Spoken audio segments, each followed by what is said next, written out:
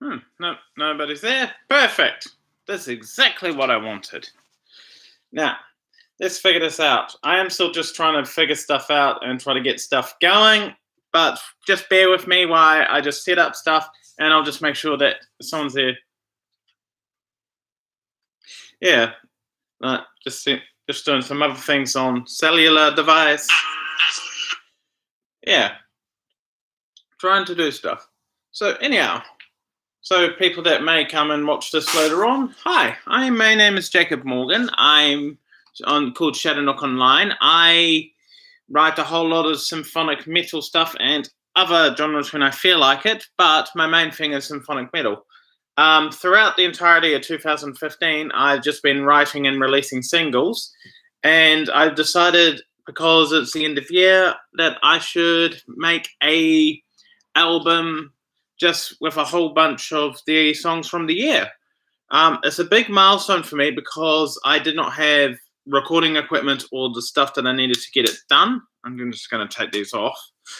So now I'm just very glad to actually have all of this stuff to listen to. And it looks like we've got a person. Hello, a person. We'll just be listening in a second. I was just basically saying to absolutely no one that I've been writing music throughout the year. It's been really hard and all of that stuff. That person buggered off. That fecker. Anyhow, so I'm just going to go through all of the songs, just going to listen off of Spotify. It may be very quiet on your end, so I'll turn it up on this. Unfortunately, you are going to have to deal with a lot of this stuff secondhand. And what's going to happen is that I will just break down the songwriting process and how I came up with all of these ideas that I had. So the first thing on there is Scarlet Rot. I wrote this during my bachelor year at ARA, so this is an instrumental version. I also have a live performed version on my Spotify if you want to listen to it. It is also available on my personal YouTube channel. If you want to check either of those out, that would be fantastic. So anyhow, first song out of the way.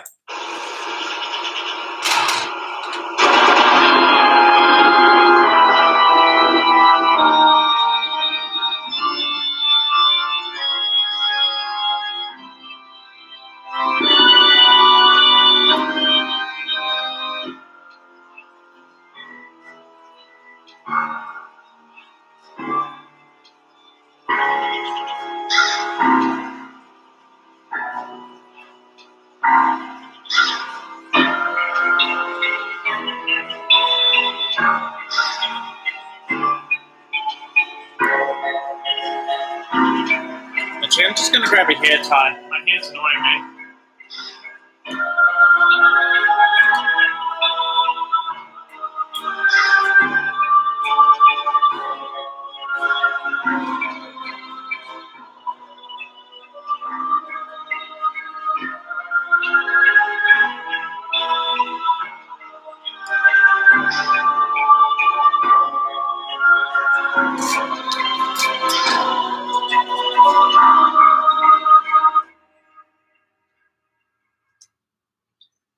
All right, so that one was called Scarlet Rods. That's the opening track. When I was writing this, it originally had lyrics about how anger can basically muddle up your mind.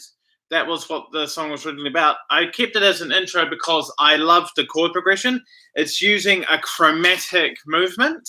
So the chords itself, actually, if I bring up Logic and have a piano, the chords themselves are going in a chromatic movement, which is something I love a lot. I love chromaticism, and I love to use chromaticism wherever I can.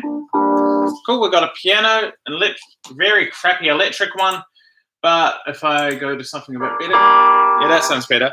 The chord progression itself is F minor, E minor, E flat major, D minor, D flat major, C major, B minor, and then C minor, and then just repeats that.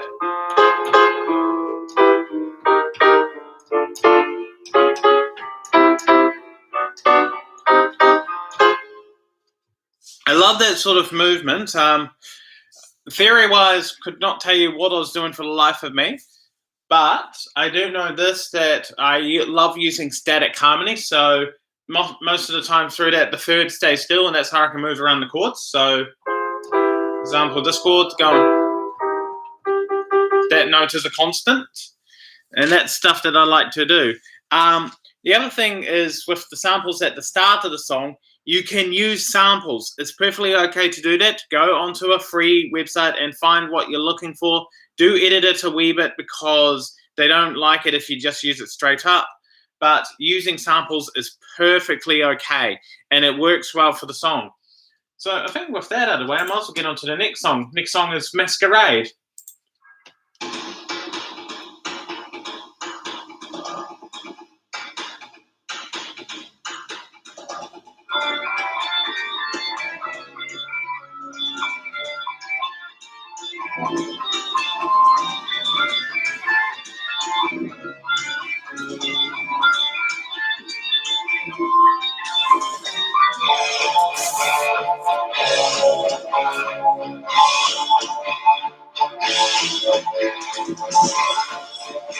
Hello.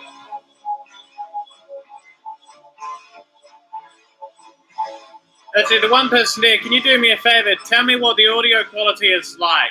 Hey, come back, you bastard. Meh.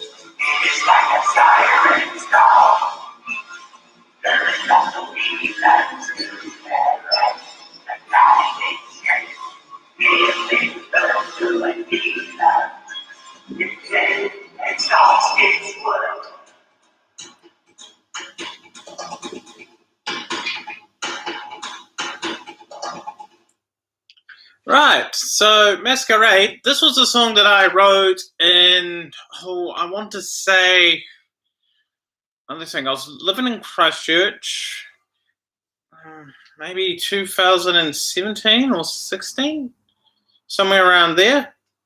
Actually, no, it would have been after that, sorry, my bad. So maybe 2019 or 8, somewhere around there. Masquerade itself is a song about basically how Hillsong United Planet Shakers are some of the biggest capitalist, greedy bastards in the religious sect. I do not like them. I've never liked their music, but let me break down why they're greedy. Besides things like Hillsong Conference costing a shit ton of money, and basically whole music around it is skewing my thoughts on religion. When you go to a venue, you have to record the songs you performed and make sure that people get royalties and stuff, right? With churches, every venue every church is a venue. So bear this one in mind. So if you go to a church and they put on music every Sunday, they had to declare themselves as a venue, they had to pay the fees, and they had to log all the songs they performed. Now do that every Sunday with the same songs from bands like Hillsong United and Planet Shakers and all of those guys, and you realize it is the biggest fucking scam you can ever see. Like, honestly, Hillsong United should be demolished. It is the shittest music ever, and they're the shittest capitalists ever. Actually, they're pretty great capitalists. They managed to convince an entire generation of churches to play their stupid music. And it's all shit. They could release the same album year after year and no one would notice. So this song was about how corrupt they are. If you actually look at some of the lyrics, Hell's songs playing throughout the world, the Song of Man is a similar tune. That's directed straight at them. The Planet Shakes giving birth to a demon, that's directed at Planet Shakers. Honestly, they are capitalists. Like, I'm not anti-capitalist, but I know capitalist and corporate greed when I see it.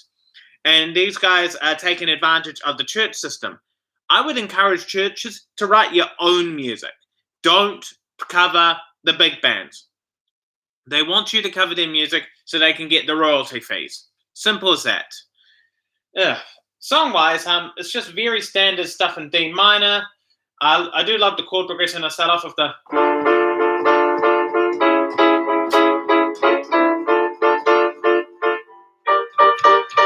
I love how I start off with that. Just go straight from minor to minor. I'll always love minor to minor movements. It's quite prevalent in all of my music.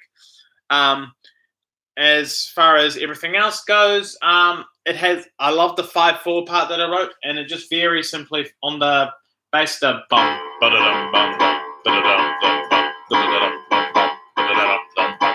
I love that sort of jankiness to it, and then the rest of the riff just follows on top of it, which is very lovely. The next song is Forsake Fine Necromants. I'll talk more about that in a second.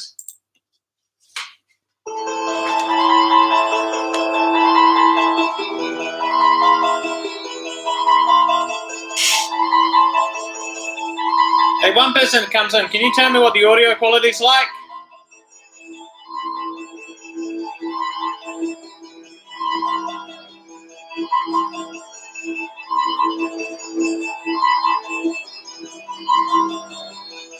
Why is everyone just coming in and being rude? Like, I just need someone to tell me whether it sounds right or not.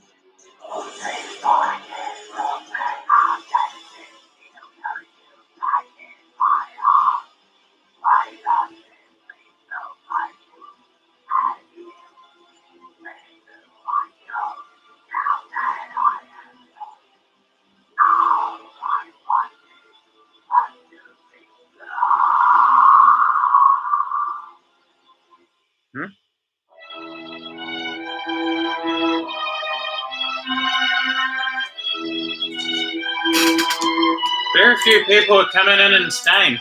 Like, bro, just keep the video going, keep people staying, get more people involved. The only way people are going to hang around is by people just hanging around, you know?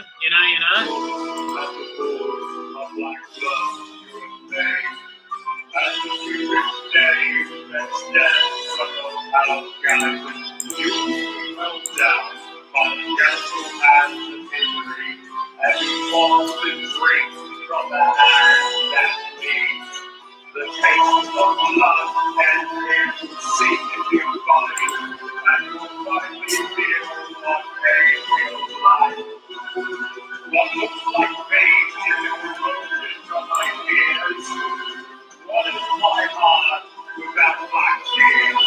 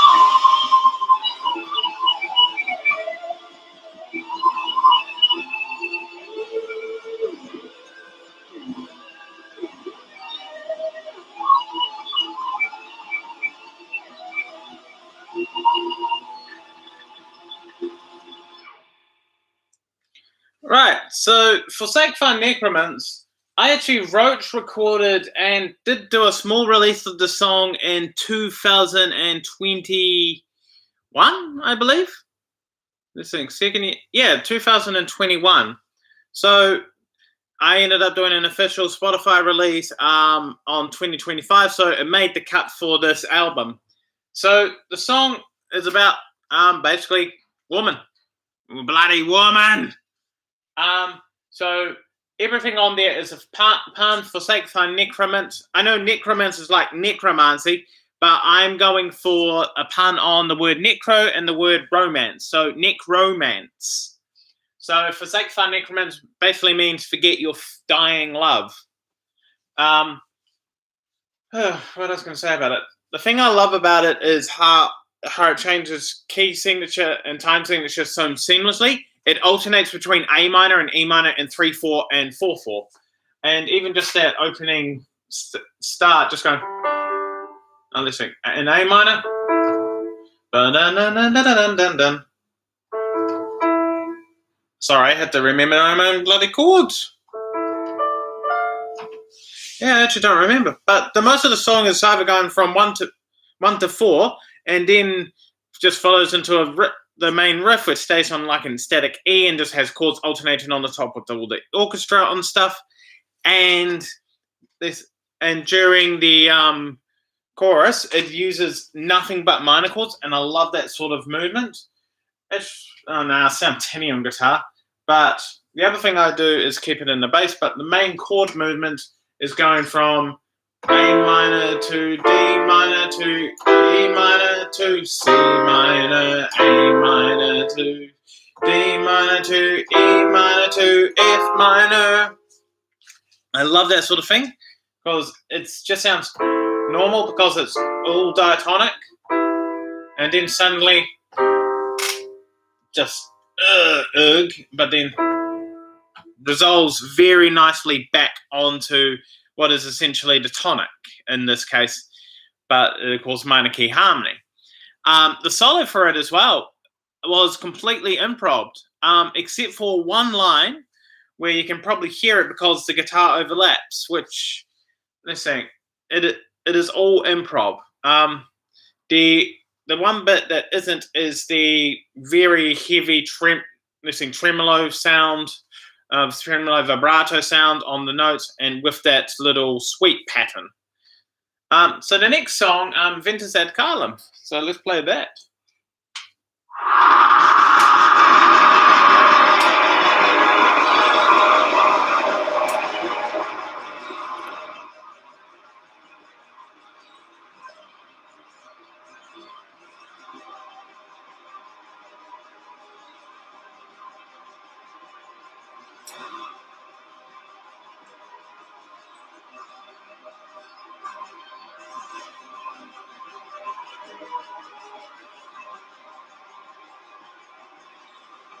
A lot of people jumping in and out. Can you just hang out? Maybe just converse with me?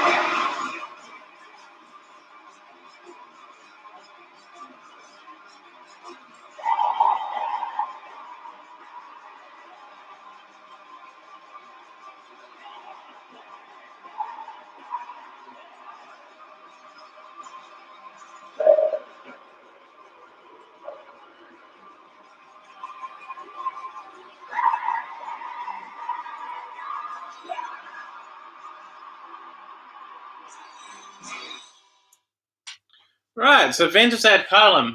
This is one of the songs that I actually wrote this year. So, I mean, music and lyrics. The interesting thing about the lyrics is that I was writing those after I made all the music, and I was trying to find stuff to fit. The song itself was actually about a time where I did do all of those things that I said in the song. If I actually had to read it out, I once took a knife and grazed it across my arm in a seductive way to romanticize the idea of dying in a slow, agonizing.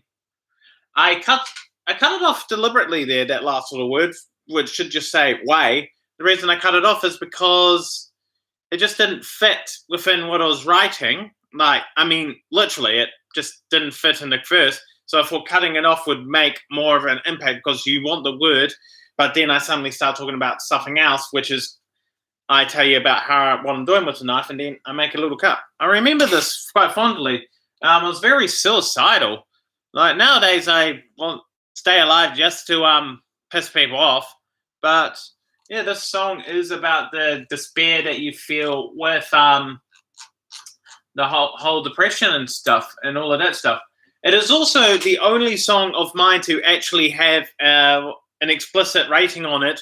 Not because I put any bad words in it, but just because of how graphic I made the words itself. It is quite the interesting thing. It is also the hardest song that I wrote, not because of any time signature changes, but simply because of the speed and the amount of tremolo picking that you have to do. This is black metal after all. Yeah. So I don't think there is anything else to say about it. It is Actually, yeah, it is also the only song on this list to be recorded on my 7-string guitar, because it needs the lower strings. You need a 7-string guitar in order to play this, or you could try to find a way to play it in drop B. Anyhow, next song, Mr. Wendigo.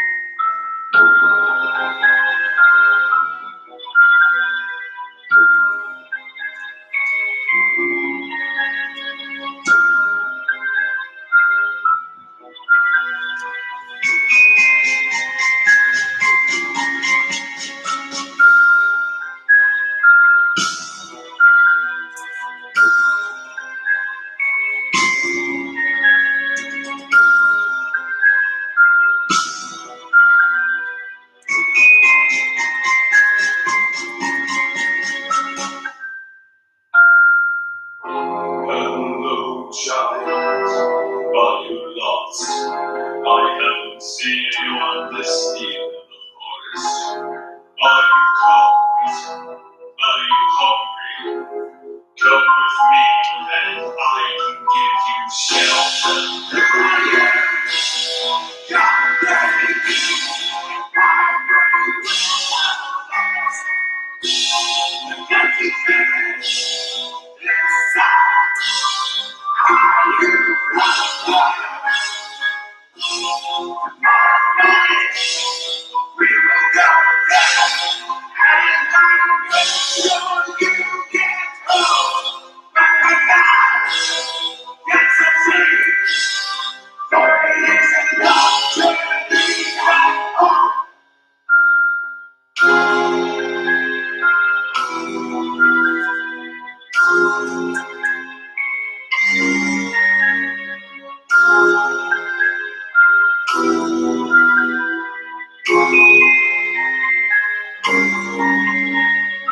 What's your step, young one? Forest is not a playground. White bees nothing known to prowl round this area. No, do not leave my sight. They will attack you without a second thought.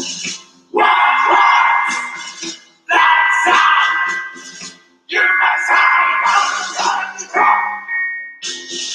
do not come if you want to stay insane. The wolves are gone now. Why are you crying? Don't worry, I am strong. It will take more than a few words to kill me. I cut myself off shaving? Must have. The unlikely pair made their way back to the village without further hesitation. Upon spotting the village, the Wendigo told the young girl that he must leave her and that she must go by herself to the village, as his appearance would frighten the villagers. The young girl pouted and said, "Mr. Wendigo, I want you to bring me to the village so I can show my father and mother how you rescued me, as I would have died if it was not for you." After much lamenting, the Wendigo went to the village with the young girl, hand in hand. But as the Wendigo said, the villagers started to panic, frightened by the bloody scarlet wound where his head should be. A mob of people banded at the front of the village, ready to strike down the monster. From the back of the crowd, someone shouted, "The monster has my daughter!" But the Wendigo was expecting this, so he let go of the girl's hand and said, "Go to your parents." The girl ran without hesitation to her parents and told them about how the Wendigo was too friendly and wanted to thank him. But as she turned back towards the Wendigo, she saw that he was already far into the distance, too proud to be a child, to trot, chase after them, and no one tried to stop her. Eventually, the Wendigo was out of sight, and she did not know which way he went. She fell to the ground and cried until nightfall, where she just whimpered.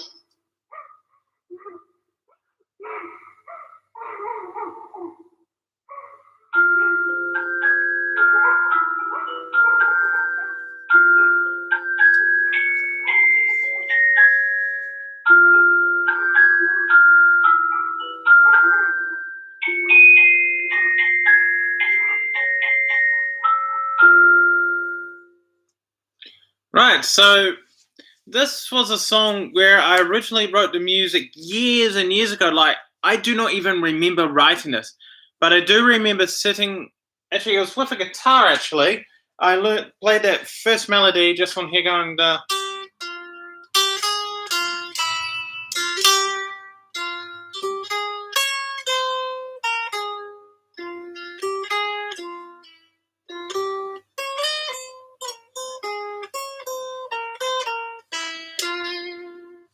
Right, that's what I was doing, but the more I played it, like I tried adding guitar, second guitar for rhythm, and it just didn't sound good. So I decided just to do it on piano, just keep it on there, just go.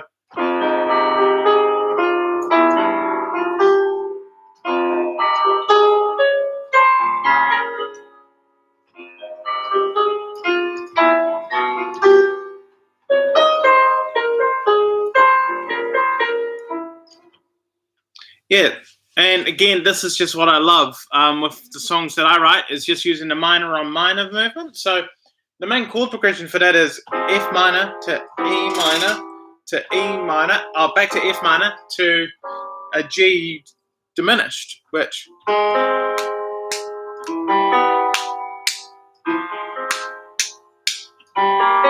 Right? I love that sort of jarring, unsettling chord progression movements, especially minor to minor. This was also recorded with a friend of mine called Bella.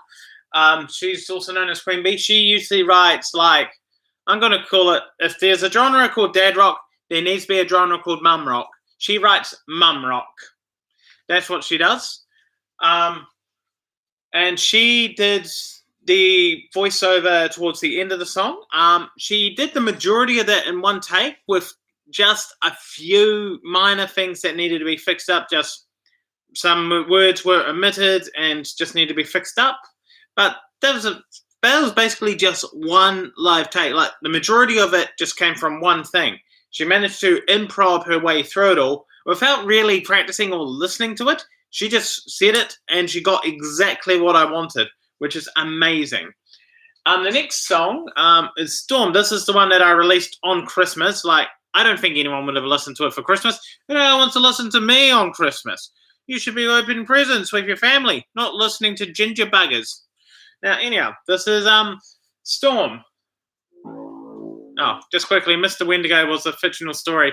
There's an explanation on my YouTube channel about what it's about.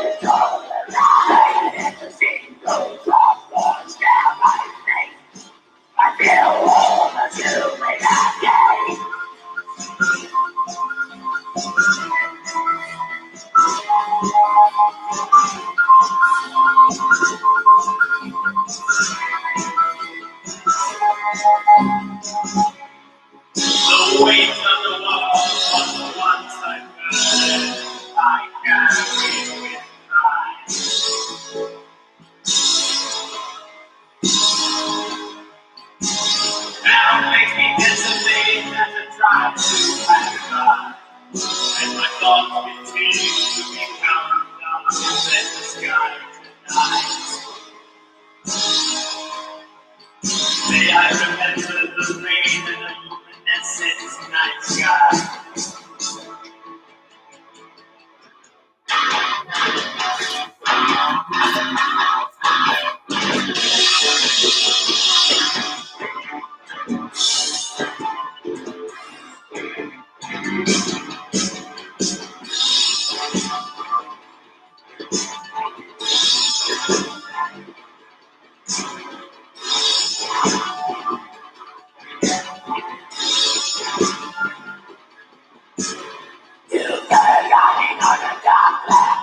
And the darkness begins to show no flame of pestilence to stay.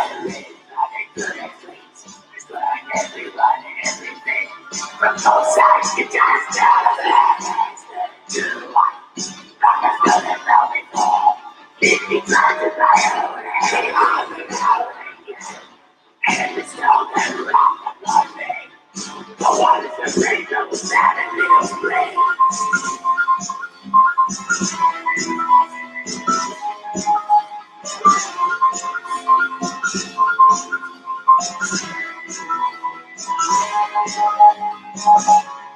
Should I take a break from the star and turn to living? A calamity like no other. My fear is that the sun will never shine again, and I will remain from the hypocrite light, surrounded by darkness of the city night. But may I remember the rain in the luminescent night sky.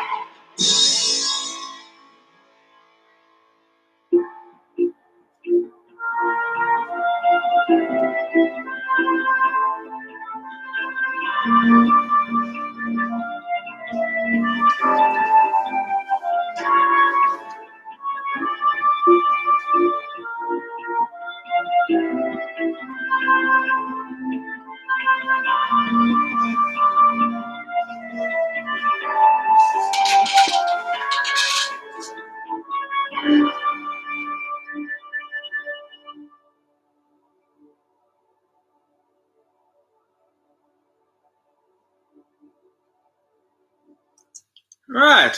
So that one was Storm. That was a song that I wrote in my second year at ARA. I was originally going to be in a symphonic metal band with a friend of mine, but that never came to fruition. But I still had the song. Things I absolutely love about the song, if I grab my bass, just that intro, I do tap harmonics on the bass going.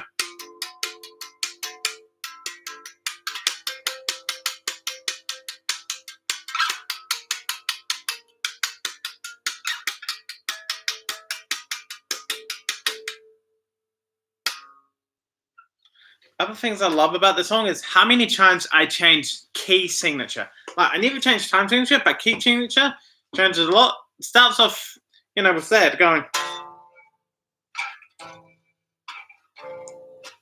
So that's going, from a B flat minor, B flat major to an A minor to a G minor.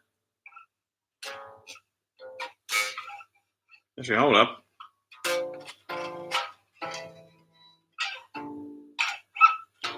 And then that's a G minor up to a F major, and then I add that tension note, making it an augmented, going into the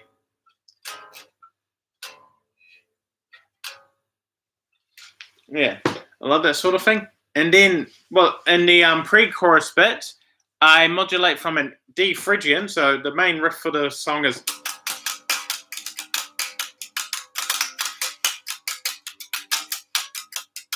I modulate into an E to. Actually, what would I call it? Like a type of F minor.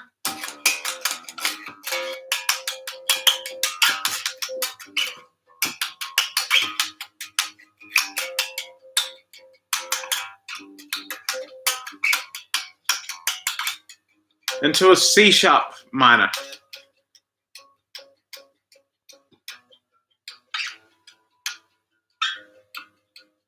And then I work around that.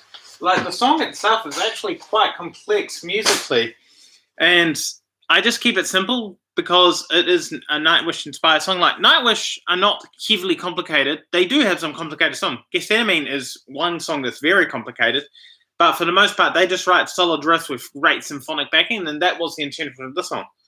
Well, I'm also down to the last song called Glass Heart of Mine, which was written in my studies and features my friend Olivia. So we'll have a listen to that, and I'll talk a bit more about it soon.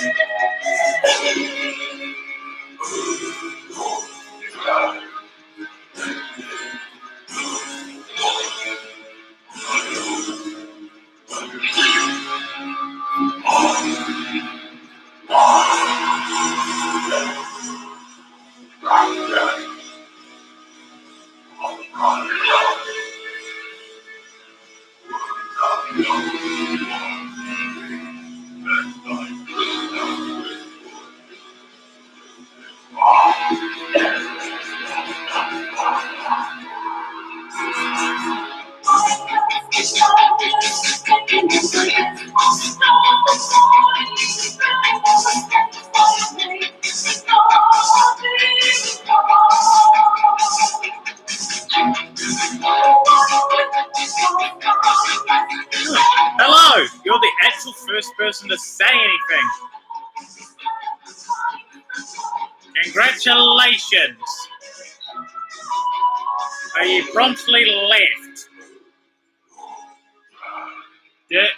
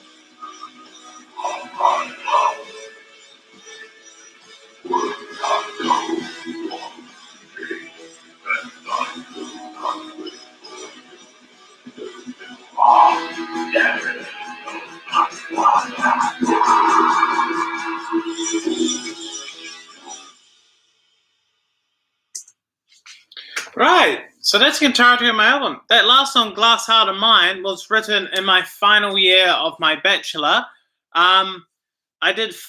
This is what I did. I wrote 15 songs and got the compositions graded for my final project. There was one thing I did, like amongst a bunch of other things, but I wrote 5 songs for one performance, another 5 songs for another performance, then 5 songs just completely different.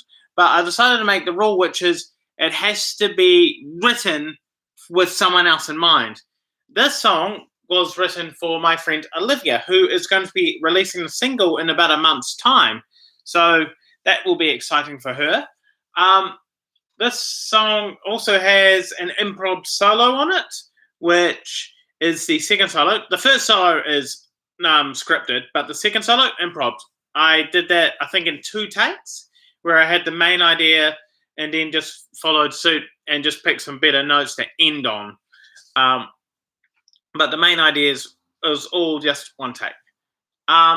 This was also the only song on this to have a plugin for the distortion. Like, I've tried many different things within recording, and what I found is that I absolutely hate plugins. For guitar, bass is fine. Guitar, no, I've never liked guitar plugins. I think they sound way too thin and I can't get the right sound. So anytime you hear my guitar playing, it's always live. With the exception of Mr. Wendigo, where I used a combination of a plugin for the acoustic, but also worked around with an external one so I could get 2 sounds layered on top of each other and had them played at the same time. I think I love the most about this is just the intro. It has a static chord. I'm a fan of staticness because you can do so much with it. Actually, I think it's down this octave. No? Where is it? It is. Yeah, it is. Oh, C sharp. So yeah, it is.